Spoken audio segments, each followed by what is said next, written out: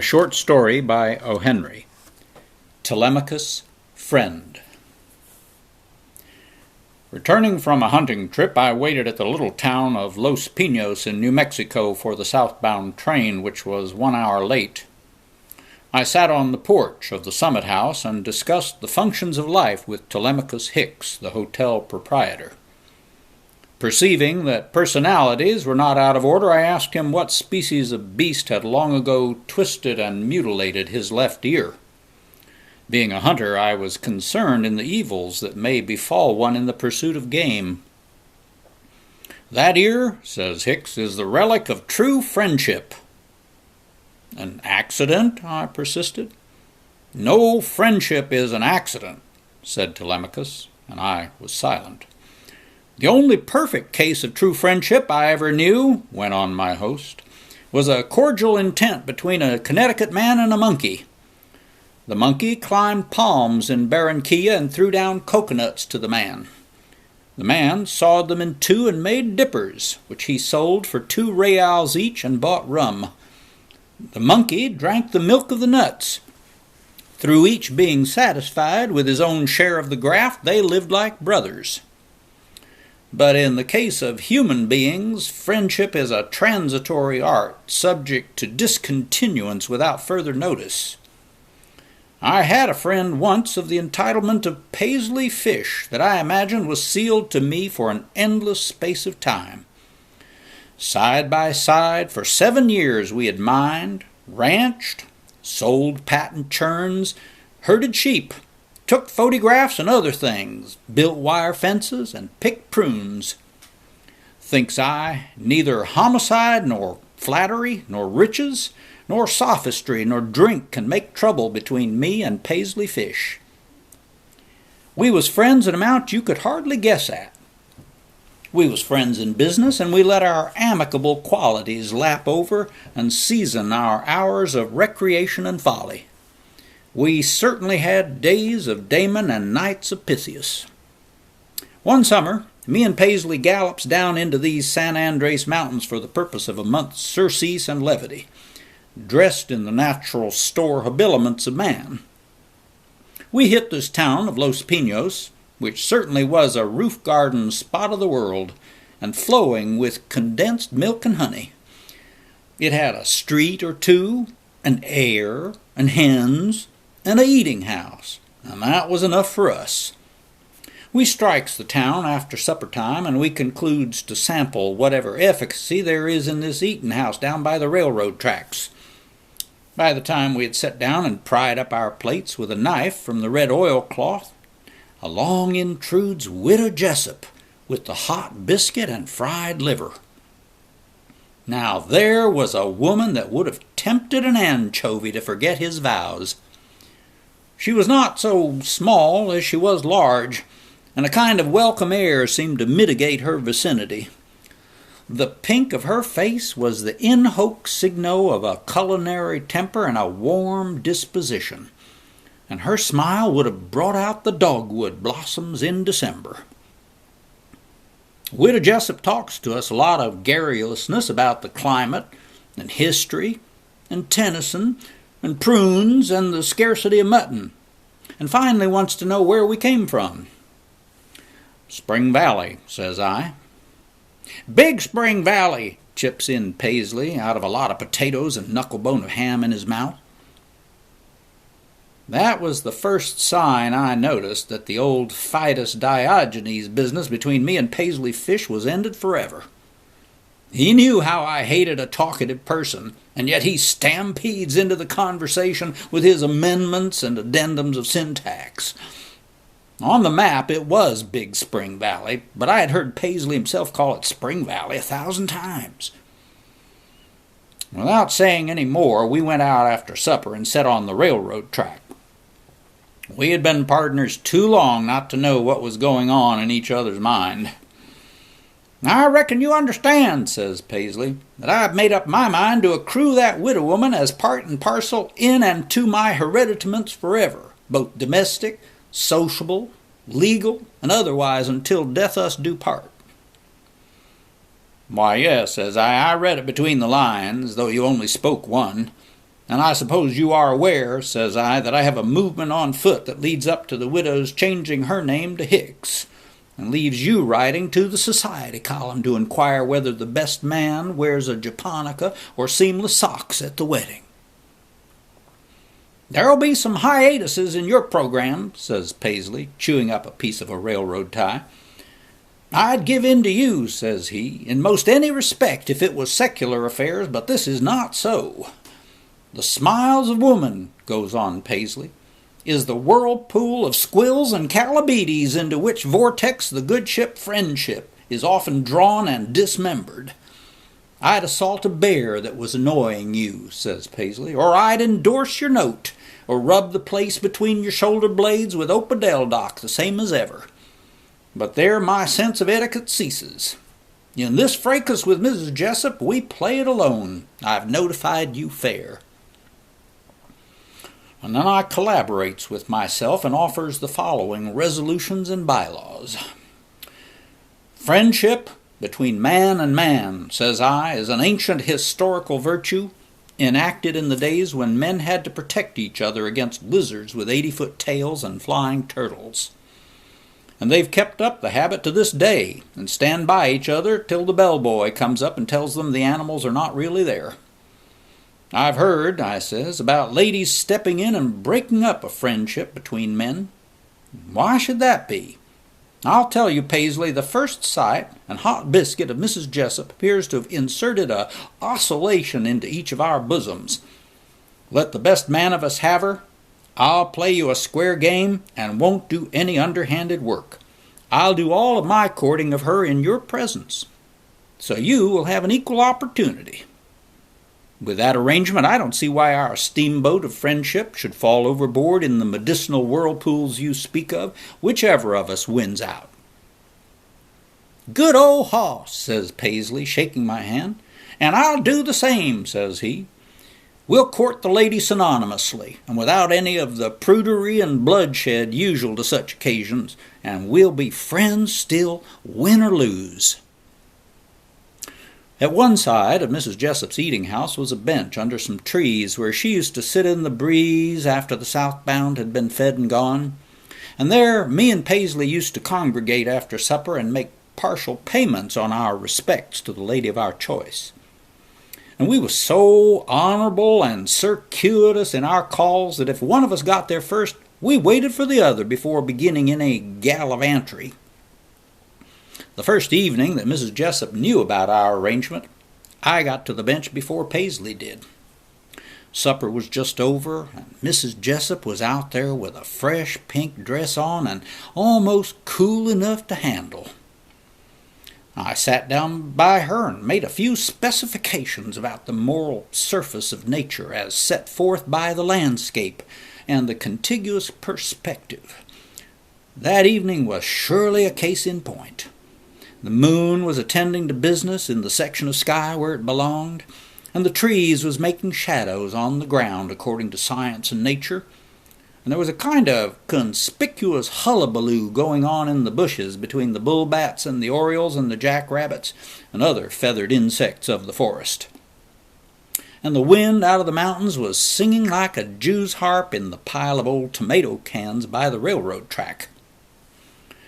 I felt a kind of sensation in my left side, something like dough rising in a crock by the fire. Mrs. Jessup had moved up closer. "Oh, Mr. Hicks," says she, "when one is alone in the world, don't they feel it more aggravated on a beautiful night like this?" I rose up off the bench at once. "Excuse me, ma'am," says I, "but I'll have to wait till Paisley comes before I can give an audible hearing to leading questions like that." And then I explained to her how we was friends cinctured by years of embarrassment and travel and complicity, and how we had agreed to take no advantage of each other in any of the more mushy walks of life, such as might be fomented by sentiment and proximity. Mrs. Jessup appears to think serious about the matter for a minute, and then she breaks into a species of laughter that makes the wildwood resound. In a few minutes, Paisley drops around with oil of bergamot on his hair and sits on the other side of Mrs. Jessup and inaugurates a sad tale of adventure in which him and Pie-Face Lumley has a skinning match of dead cows in '95 for a silver-mounted saddle in the Santa Rita Valley during the 9-month drought. Now, from the start of that courtship, I had Paisley Fish hobbled and tied to a post. Each one of us had a different system of reaching out for the easy places in the female heart. Paisley's scheme was to petrify him with wonderful relations of events that he had either come across personally or in large print. I think he must have got his idea of subjugation from one of Shakespeare's shows I see once called Othello. There's a colored man in it who acquires a duke's daughter by disbursing to her a mixture of the talk turned out by Rider Haggard, Lou Dockstader, and Dr. Parkhurst. Well, that style of courting don't work well off the stage. Now I give you my own recipe for inveigling a woman into that state of affairs when she can be referred to as Nay Jones. Learn how to pick up her hand and hold it, and she's yours. It ain't so easy. Some men grab at it so much like they was going to set a dislocation of the shoulder that you can smell the arnica and hear 'em tearing off bandages. Some take it up like a hot horseshoe, hold it off at arm's length like a druggist pouring tincture of asafoetida in a bottle. And most of 'em catch hold of it and drag it right out before the lady's eyes like a boy finding a baseball in the grass without giving her a chance to forget that the hand is growing on the end of her arm. Them ways are all wrong. I'll tell you the right way. Did you ever see a man sneak out in the backyard and pick up a rock to throw at a tomcat that was sitting on a fence looking at him? He pretends he hasn't got a thing in his hand and that the cat don't see him and that he don't see the cat. That's the idea. Never drag her hand out where she'll have to take notice of it. Don't let her know that you think she knows you have the least idea she is aware you're holding her hand. That was my rule of tactics. And as far as Paisley's serenade about hostilities and misadventure went, he might as well have been reading to her a timetable of the Sunday trains that stop at Ocean Grove, New Jersey. One night when I beat Paisley to the bench by one pipeful, my friendship gets subsidized for a minute, and I asks Mrs. Jessup if she don't think a H was easier to write than a J. In a second, her head was mashing the oleander flower in my buttonhole, and I leaned over, but I didn't. "If you don't mind," says I, standing up, "we'll wait for Paisley to come before finishing this. I've never done anything dishonorable yet to our friendship, and this won't be quite fair." "Mr. Hicks," says Mrs. Jessup, looking at me peculiar in the dark, "if it wasn't for but one thing, I'd ask you to hike yourself down the gulch and never disresume your visits to my house." "And what is that, ma'am?" I asks. "You are too good a friend not to make a good husband," says she. In 5 minutes, Paisley was on his side of Mrs. Jessup. "In Silver City in the summer of '98, he begins, "I see Jim Bartholomew chew off a Chinaman's ear in the Blue Light Saloon on account of a cross-barred muslin shirt that—" What was that noise? I had resumed matters again with Mrs. Jessup right where we had left off. "Mrs. Jessup," says I, "has promised to make it Hicks, and this is another of the same sort." Paisley winds his feet around a leg of the bench and kind of groans. "Lem," says he, "we've been friends for 7 years. Would you mind not kissing Mrs. Jessup quite so loud? I'd do the same for you." "All right," says I, "the other kind will do as well." "This Chinaman," goes on Paisley, "was the one that shot a man named Mullins in the spring of '97, and that was—" Paisley interrupted himself again. "Lem," says he, "if you was a true friend, you wouldn't hug Mrs. Jessup quite so hard. I felt the bench shake all over just then. You know you told me you would give me an even chance as long as there was any." "Mr. Man," says Mrs. Jessup, turning around to Paisley, If you was to drop in to the celebration of mine and Mr. Hicks's silver wedding 25 years from now, do you think you could get it into that Hubbard squash you call your head that you are nix cum rouse in this business?